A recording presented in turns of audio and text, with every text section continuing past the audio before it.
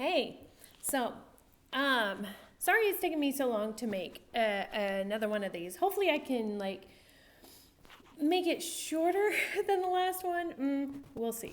So, I wanted to talk about a particular sound that's relevant to actually this choir that I'm in. It's a Gaelic choir. It's Scottish Gaelic with Josie Duncan, super cool. I think first of its kind. It's in Gaelic. I don't know if I mentioned that already, but anyways, so one of the consonants that we're having to deal with is the sound, right, or the j sound. So when you see this in writing, it's generally no, it is only the letter D, right? And so you've got your broad version and you've got your slender version. So a broad D vowel is a D. It's not a D. It's a D. It's not a D. Can you hear the difference? Frankly, I cannot. Just putting it out there.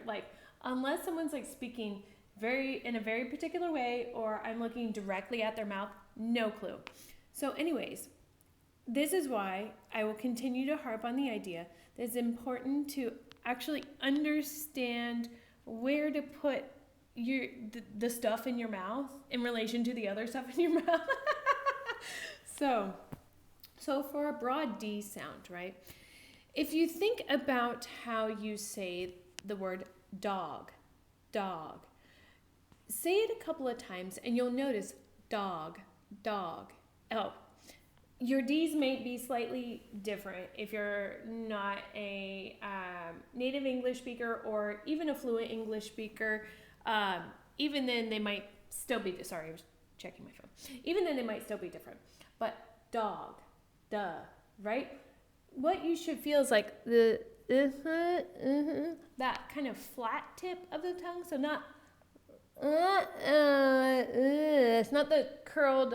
That's like a retroflex. But this flat part here, yes, my hands are clean, is touching for that dog.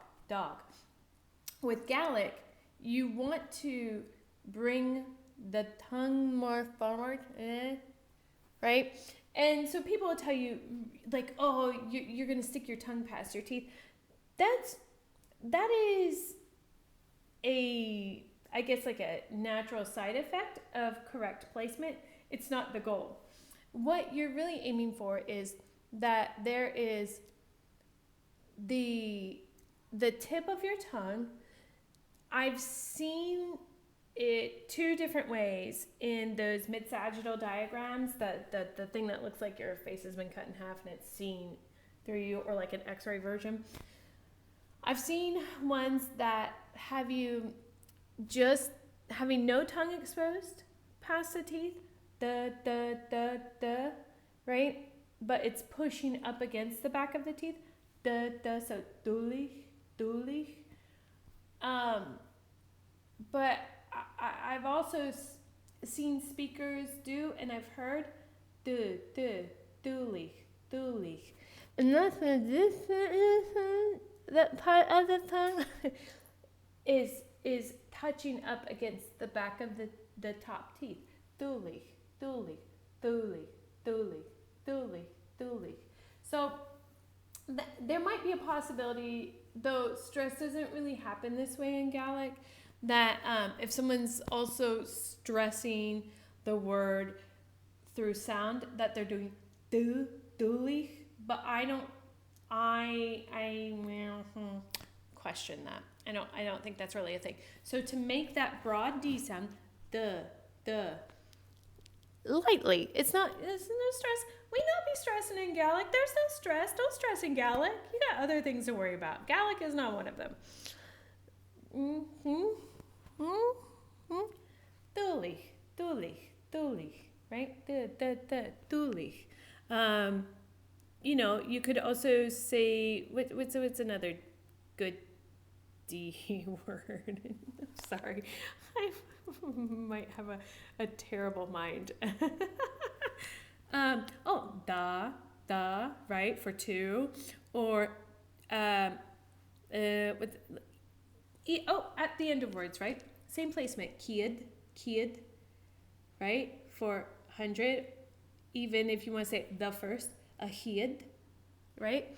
So this placement is really important. It is important. You want to get this right. So for my choir friends, yun da, yun. We'll talk about the yun later, but the,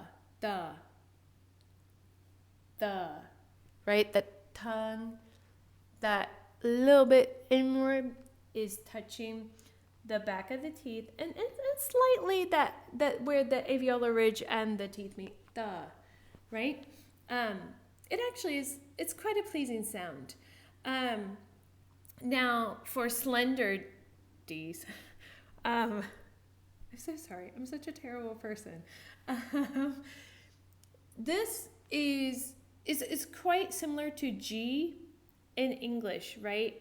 But slightly different. Like, yeah, you could say just like the soft G in English, but there are some differences, and they do matter. We should always think that the differences in sound production when we're learning any language matters, and especially for one that is considered a minority or an endangered language, because we want to preserve the language as it exists currently, so that when we can restore it to full, sorry, I'm tired. Whew. When we restore it to like full, it's like thriving,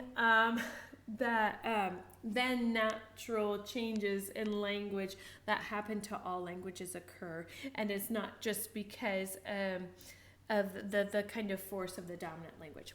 TED Talk aside, rant over. So what's going to happen is, so you're like, so like, I don't know, jeans, right? So look at my lips, how thin they are when I say, and this like nice big blemish here.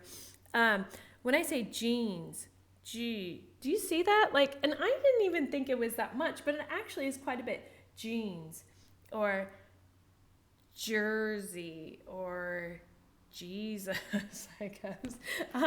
Jeans, like my lips are like kind of rounding, and that's something you don't want in Gaelic, right? So it will be like G. Ooh, it's harder to do, but what happens is, so you've got the middle of your tongue, right, in the big flat main part, and you want to kind of paste it to the roof of your mouth. The easiest way to get that to happen is to think about our slender vowels, E or A, right? Strach or no. So say E, right? When you say E, you can already feel the back of your tongue engaging E with the back of your mouth. Now that's a bit too far back for us in Gaelic, but it's a good way to start. And when you say E, your tongue is like kind of naturally E, pointing downwards. It's probably touching the bottom of your front teeth, E, right? So if you say G, you're already gonna be real close, or J, because what's gonna happen is the middle, you don't really G in the back of your throat from where that E is positioned, or the A, yeah. That's actually like that slender GH or DH sound in Gaelic, right? So yee, right? G. To make the slender D sound, G, or I'm watching my lips now and I know I'm G or J, right? You need to kind of push the middle of the tongue into that hard palate spot in the middle of your mouth. Like, if you feel with the tip of your tongue, you feel like the ridge like that. It's like an inverted mountain, or a stalactite or a stalagmite. I don't know which hangs down in a cave, but anyways, your tongue's gonna rest in there. So if you start by saying E, so the bottom of your tongue is right, and then keep your tongue down and say G, G, G, J, J, J, G, G, G, J, J, J. You got it. It's like so not that hard, right? Like super simple. So like think of words. Let me see if I got a good one. Juge, right? That's a I think that means shy. Yeah, juge.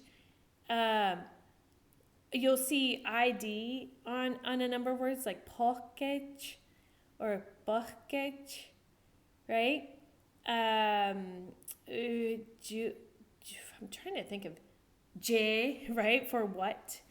Um, so there are plenty of good words to be able to practice this with, right? But da, do, the, G, J. You can do it. I know you can. I believe in you. Let me know if you have any questions.